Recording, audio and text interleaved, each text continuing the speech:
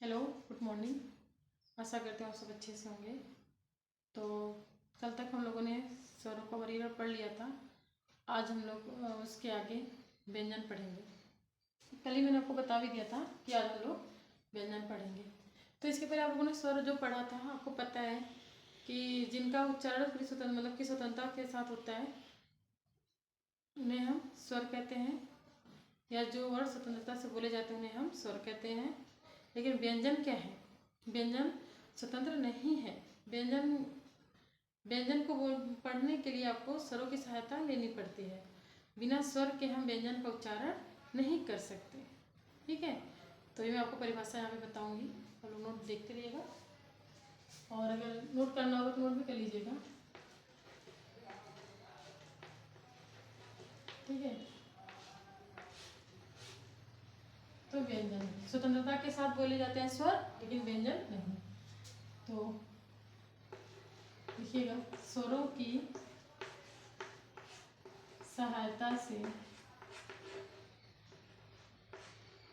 स्वरों की सहायता से बोले जाने वाले वर्ड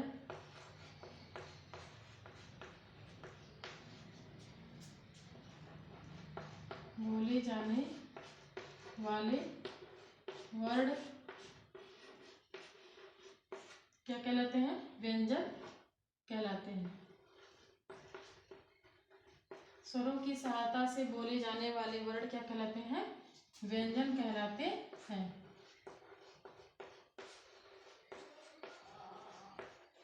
ठीक है,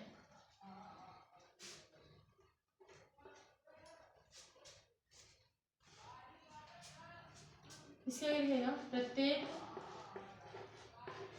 की इसकी परिभाषा है पहले, कि अगर आप इसको समझ जाएंगे तो आपको पता चल जाएगा कि व्यंजन का उच्चारण कैसे होता है। प्रत्येक व्यंजन के व्यंजक हो गया है व्यंजन। प्रत्येक व्यंजन के उच्चारण में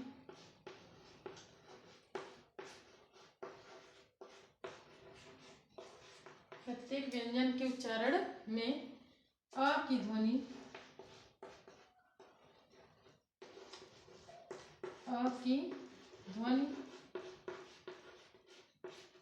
छिपी रहती है।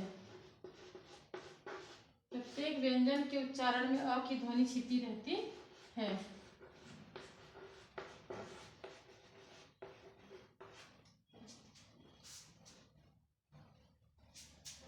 नीचे से लिखिएगा, अ के बिना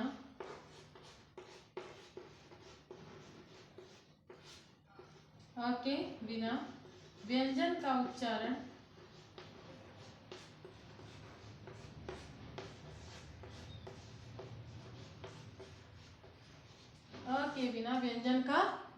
संभव नहीं है। मतलब बिना आ के आप व्यंजन का उच्चारण कर ही नहीं सकते हैं। ठीक है, ऐसे समझ लीजिए, संभव नहीं है।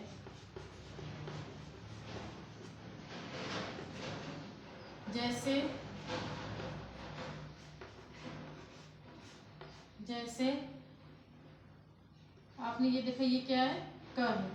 आप ये क देख रहे हैं पूरा है, लेकिन ये अगर ये व्यंजन को अगर हम सही से बता आपको तो क इसलिए पूरा है क्योंकि इसमें अ लगा हुआ है। अब दिखेगा थोड़ी ना, ये दिखेगा नहीं, लेकिन आपको समझना है क हमेशा आधा रहता है, लेकिन अगर हम इसमें आ को जोड़ देंगे तो ये पूरा क बन जाता है। आप स्वयं देख लीजिए, जो हम क का उच्चारण करते हैं क, तो ऐसा लग रहा है ना कि क के साथ अ का उच्चारण हो रहा है। क हुआ, ख हुआ, सब ऐसे व्यंजन, जितने भी व्यंजन हैं सब में अ लगा हुआ है। ठीक है, तो बिना अ के हम व्यंजन का उच्चारण नहीं कर सकते।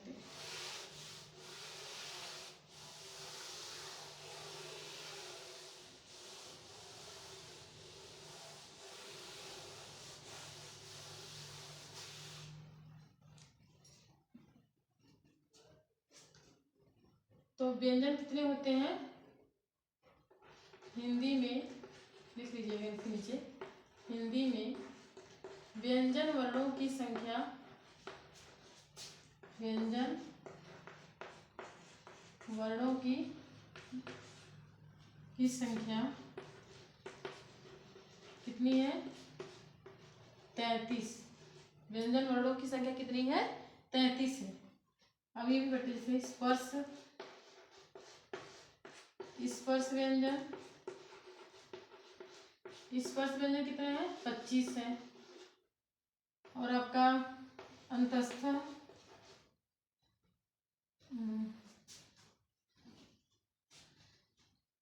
सही है लेकिन वही है, अंतस्थ, अंतस्थ, अंतस्थ व्यंजन कितने हैं?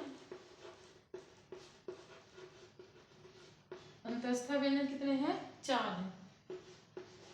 और आपका उष्ण व्यंजन,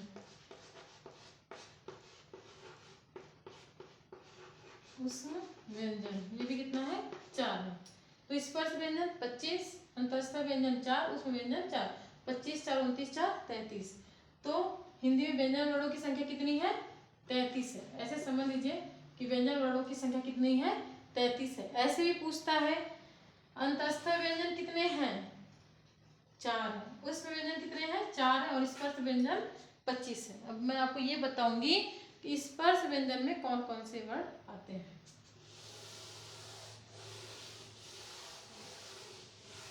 ठीक है, स्वरों की संख्या कितनी है? 11 है। मात्राएं कितनी है? 10 है। तो आप ये डालिएगा स्पर्श व्यंजन। देखिए अगर ये लिख लेंगे ना तो छोटे छोटे प्रश्न, तो आप लोग जैसे कोई भी बुक ले लीजिए प्रैक्टिस का, अगर आप थ्योरी पढ़े रहेंगे तो प्रैक्टिस मतलब जो आपको बुक, जो आप किताब लेंगे तो उसमें उसको करने में आपको कुछ ना कुछ तो मदद जरूर मिलती है। अगर अच्छे से पढ़ लेंगे तो बहुत ज़्यादा मदद मिलेगी। स्पर्श व्यंजन,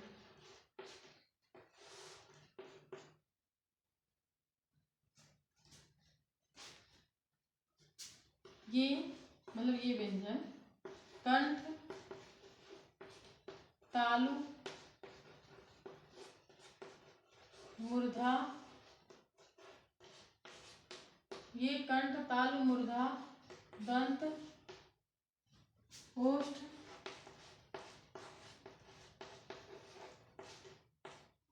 कंठ तालु मूर्धा दंत और ओष्ठ लिख दीजिए। और ओष्ठ स्थानों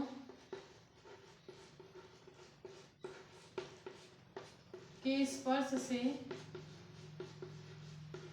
ओष्ठ स्थानों के स्पर्श से बोले जाते हैं,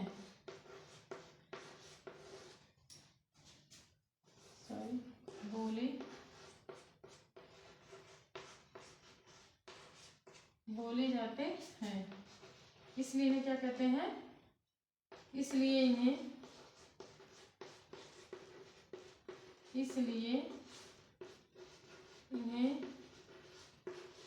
स्पर्श व्यंजन कहते हैं।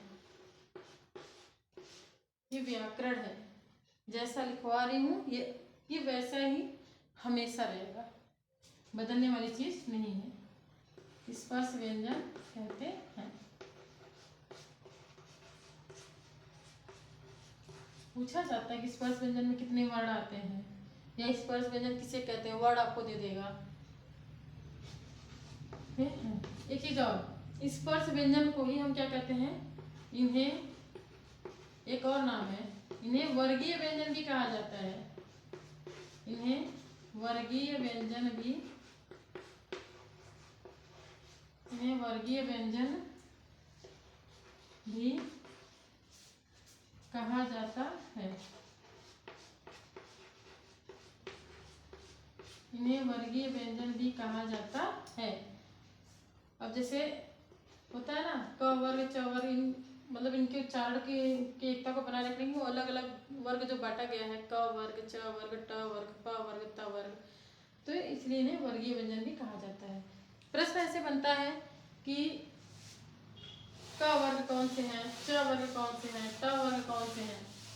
ठीक है, इस तरीके से।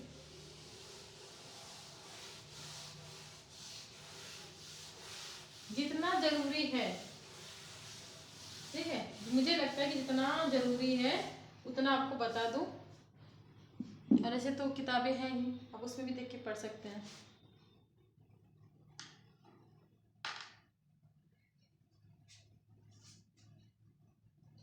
पांच पांच व्यंजनों के पांच पांच वर्ग बना लिए गए हैं। ठीक है, स्पर्श व्यंजन में जो आते हैं आपका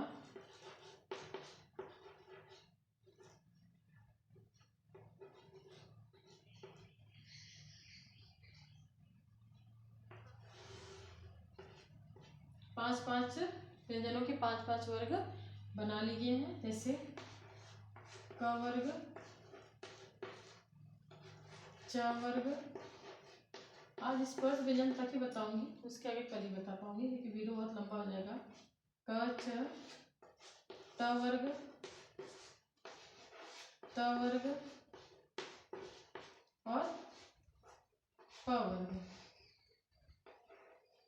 ठीक है, प वर्ग। तो क, ख, ग, घ और ग। अब आप लोग देख लीजिए, बचपन में आप लोगों ने क से क्या तक पढ़ा था, आज भी आप लोग को पढ़ना पड़ा क ख ग घ ङ। च, कितने बच्चे तो भूल भी गए होंगे। छ, ज, सभी भूल जाते हैं। च, छ, ज, झ, ये आप पढ़ेंगे तो फिर से याद हो जाएगा क्योंकि पढ़ी हुई चीजें हैं। ट, ठ, ड, ढ, अण। ठीक है, त, थ, द, ध और न। प, फ, ब, भ और म। हो गया। तो क्या हो जाएगा, कंठ से। क वर्ग किससे बोलते हैं, कंठ से। क, ख आप अगर बोलेंगे तो आपको लगेगा कि हाँ अंदर से आवाज आ रही है, कंठ से आपके यहाँ से बोलो। ठीक है, च वर्ग तालु से। जब आप च, छ, ज, झ बोलेंगे ना तो आपको लगेगा कि हाँ तालु से, मतलब तालु का स्पर्श हो रहा है। ठीक है, ट वर्ग मूर्धा से। जब आप इसको बोलेंगे तो आपको मूर्धा स्पर्श होगा, मूर्धा से।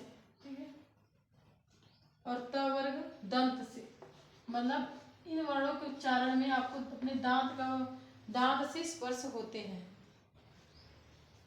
प वर्ग मतलब ओष्ठ से, मतलब प फ, अरे प फ देखिए बोल के फोटो का प्रयोग हो ही रहा है, तो ओष्ठ से। ठीक है, मतलब कंठ, ताल, मूर्धा, दंत और ओष्ठ से आपका हो रहा है।